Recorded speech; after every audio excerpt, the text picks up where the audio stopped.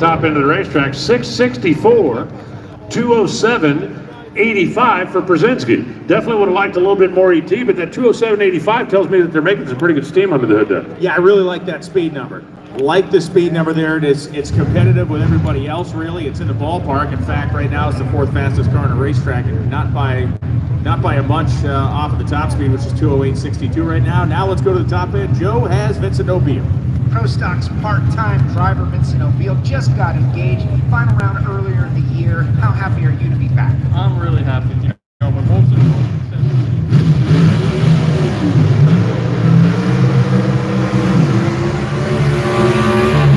weekend out of it. Hey Brian, where was Vincent's last Pro Stock win? If you tell me it was right here at Maple Grove Raceway, I'll lose it. Derek Kramer and Chris McGahey. Not going to lose it. Was it here? I'm going to check, but I believe it was, yeah. You went into your Tandy 2000 computer over there. Come on now.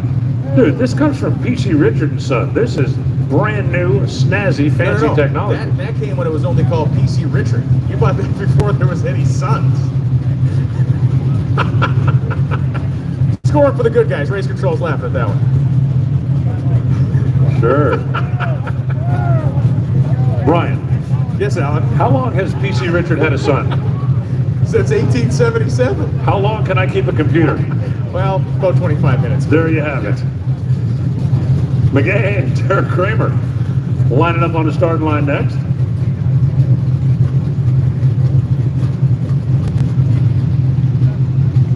Kramer's car is very fast, but it does typically, I shouldn't say typically, it has had its issues as far as consistency going down the racetrack. Chris McGahey, if there's been anything afflicting him, it's been a little bit of a lack of aggression on the starting line. He just needs to make up for that. He will be a factor in this game.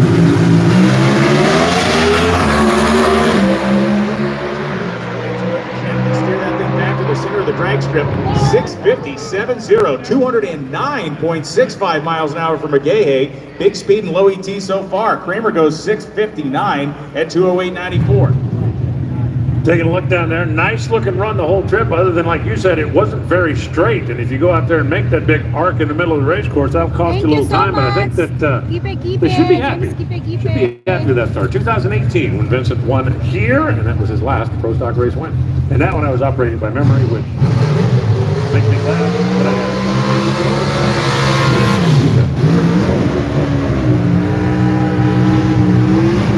Which makes me glad that I have a good computer connection. Here comes Mason McGahey, whose dad just ran down there and ran low ET a moment ago, the blue half of the Harlow Salmons of Odessa team. Want to say hey to Lester, who I do believe is following along.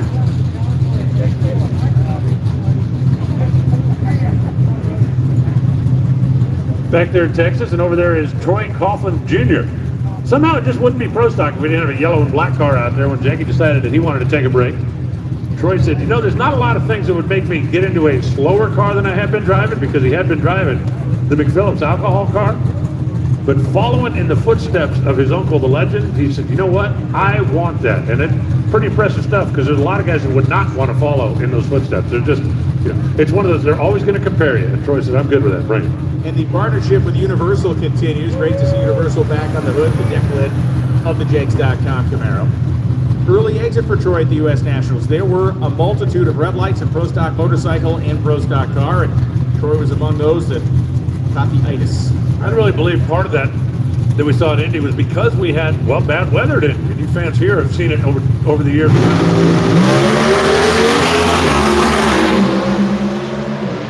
I got to tell you, McGahey had the front end of that thing up like a super stocker. 655, 208 for Troy Coughlin Jr.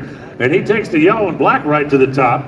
McGahey goes 657.3. That's 3 thou slower than his dad at 210, which is half a mile an hour faster than his dad. Troy gets the number 1 spot.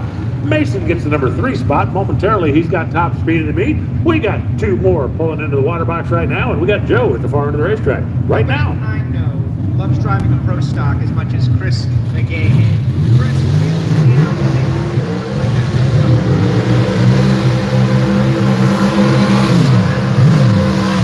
behind me, but we were thinking about making it go straight.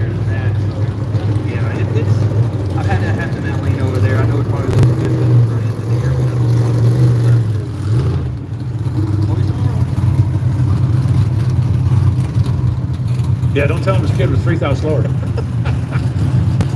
Let's bring in Matt Hartford for Total Seal, CIP1, Rottler Equipment. Matt is really looking forward to taking a dash through the countdown to the championship. And Dallas Glenn, the Rad Torque Systems car. That has got to be one of the best feel-good stories of Pro Stock this year, not only because he got a chance to live his dream, and then was able to capitalize and expand on that. It's already been announced that Rad is coming back with him. He will be back full-time next year. And I got to tell you, if Rookie of the Year voting was happening right now, Dallas is going to get a whole bunch of those votes. Yeah, and really the only other guy we can really, I think, seriously enter into that conversation is going to be Josh Hart. And Josh Hart, and to some degree, is playing a little bit of catch-up. Dallas has a couple of wins on his season. Of course, Josh had the amazing win down at Gainesville. Great U.S. Nationals. They came back with a Thunder. But Matt Hartford is a guy who loves and hates the starting line, right? He is a guy who is aggressive up there, and it works for him most of the time, but it did not work out for him in Indy.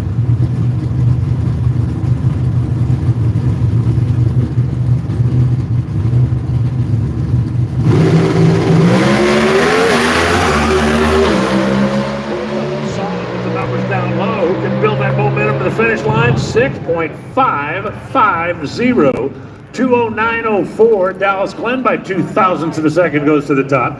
Hartford goes 6.56 at 209.30. No parachute down there for Matt Hartford, so he's going to warm up the old carbon fiber brakes, but looks like he's got her safely stopped. Lester, they tell me, is down on the starting line. I was looking out the window and couldn't pick him out. So Lester, I'm sorry I didn't notice you, but it's good to have you here at the racetrack. Always good to have Lester at the racetrack. Happy 30th birthday being wished to Dallas on the back window of Matt Hartford's car. Different Dallas, not the one that we're familiar with here. I would believe that. That's one of the downsides of this racetrack. I love where the announcer booth is because I can see everything.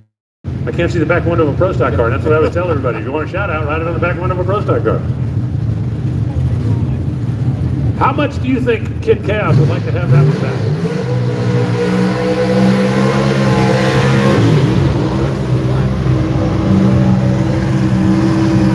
I think he may want this one even more than he wanted Indy. This is the place he grew up. This is the home racetrack. This would be, in a lot of ways, this would be a storybook for his first race.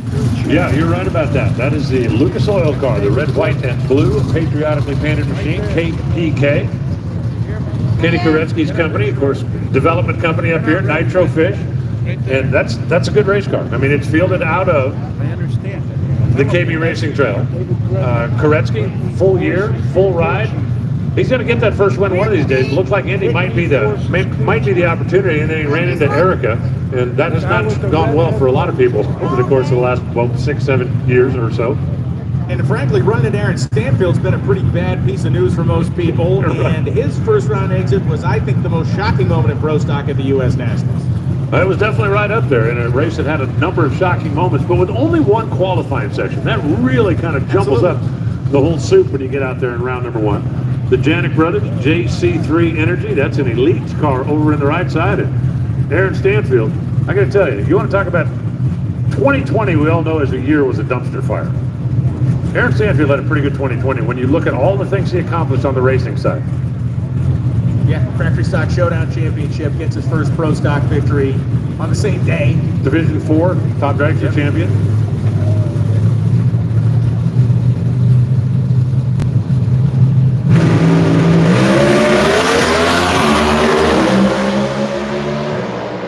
Well, what have you done for me lately? 6.548. 209, Aaron Stanfield goes to the top. I'm sorry, Kyle Koretsky at 6.547 goes to the top. I read the board with the light on at first, but Kyle Koretsky actually outran him by 1,000. So credit where credit's due. Kid Chaos is number 1. Aaron Stanfield is number 2, and we are not finished yet. We're going to check in one more time right now with Joe Costello. Dallas Glenn, that Rookie of the Year candidate, you were number 1. Now you're number 3. Tough field out there. Yeah, no, Pro Stock's real tough right now, but luckily we got a good team, good crew, good car. Everything's going our way right now. We got good momentum.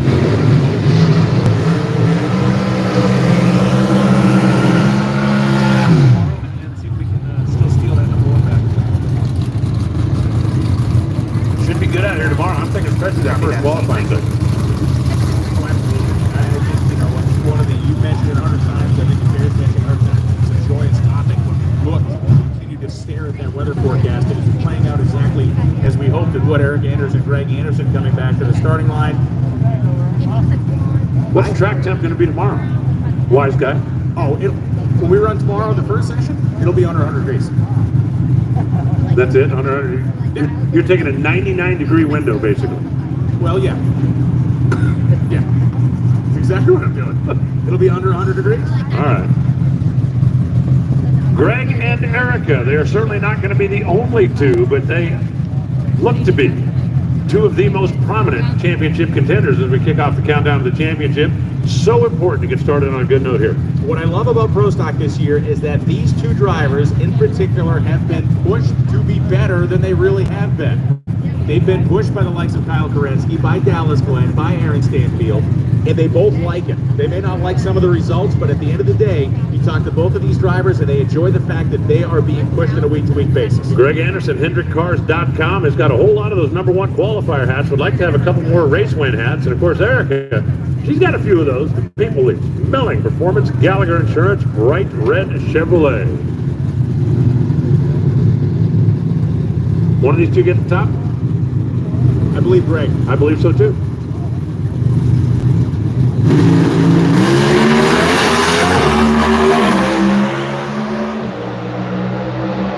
Side by side to the stripe, 6.547, 209.33 by speed. Kyle Koretsky's going to hang on to the #1 spot. Tied on ET, but Kyle had the better speed. Erica goes 6.553, and she was ripping down low. 209.85 across the finish line. She ends up in the #6 spot, but they definitely had that thing moving early. It really did have it moving early. The hustle there through the 8th mile. Greg Anderson 6th out faster at half track.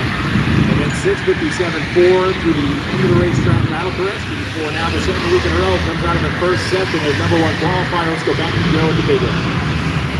Kyle Koretsky, #1 after the one on the track, coming in after the U.S. Nationals final round.